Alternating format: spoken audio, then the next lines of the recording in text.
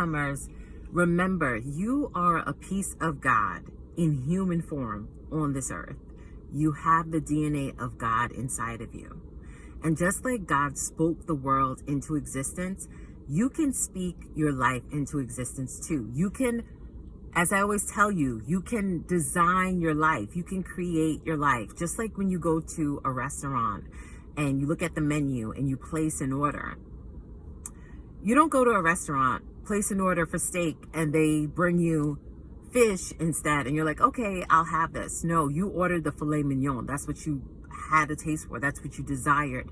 Your desires are a clue as to what you're supposed to do in this earth or what you're supposed to have in this earth. But the key is to block out the 3D. Yes, we're in this world, but we're not of this world. That's what the Bible tells us that. The Bible also tells us to be renewed by the transforming of your mind. And how do you be renewed by transforming your mind? You do that daily by knowing who you are. You do that daily by walking by faith and not by sight, and planting new ideas so it will take root into your subconscious, new thoughts. Because if you continue to think the same thoughts and do things the same way, you're going to get the same results. We all know the definition of insanity.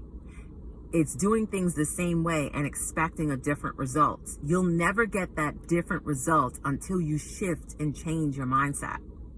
It all stems from you. I know we've been taught that it's this outside world, that once the outside world changes, then I will change, that I will believe it when I see it. No, you must see a thing in your mind first, then it will shift on the outside world. Okay? As Neville Goddard says, signs follow, they don't precede. Your thoughts come first, and then the 3D reality will shift and change to match the thing that you've been thinking. But too often, we hold things in a certain state and we hold things in place by our consistent focus on the things we don't want. I shared with you countless times a testimony. That situation I walked through, the more I spoke negative about him, the more I thought negative about him, the worse things became. I saw like horrible and experienced terrible behavior from him, or saw terrible actions. But the moment I decided I want peace and started to envision him being peaceful with me, regardless of what was showing up in the 3D, because at that point, my desire overrode what was in the 3D. And that's what faith is. It overrides what's showing up in the 3D. But the key is to stay persistent. And I know at times it's challenging because we're still in this life. Life happens. Sometimes challenges arise. You know, you're leading very busy lives. I know most of us are leading busy lives. We have so much to do. And yes, it can get overwhelming.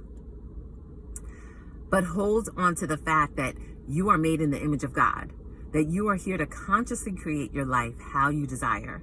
The things that you desire, I tell you, it's a clue as to what you're supposed to have. It's a clue as to your purpose here. So your thing, the main thing you need to focus on is to walk by faith, not by sight. Continue to speak those things that you want into existence.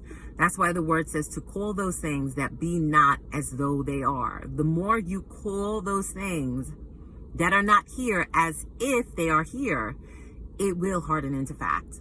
So I hope this encouraged you today. I hope it blessed you today. Thank you for always joining, and always be an overcomer.